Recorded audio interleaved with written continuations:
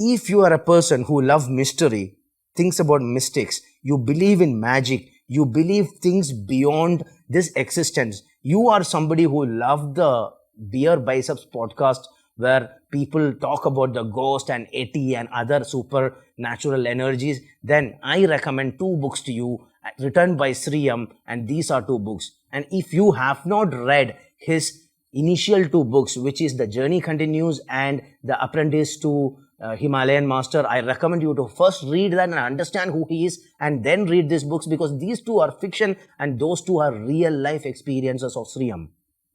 Today, I'm going to talk about two books.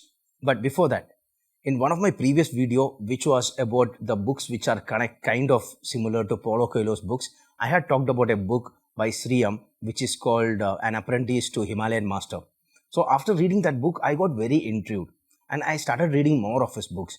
See, this video and these books are not for skeptics and not for atheists. This is for people who believe in magic, who believe in spirituality.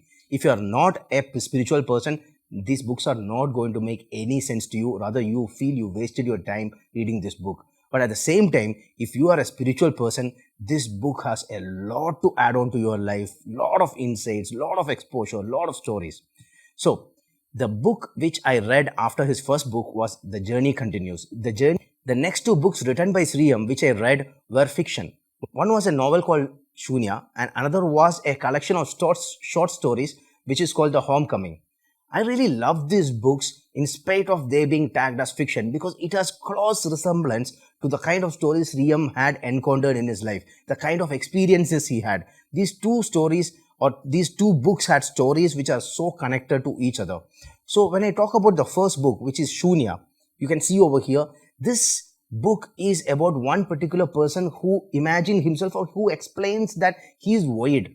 And the way he appears and disappears out of the life of a small set of people who are in Trivandrum.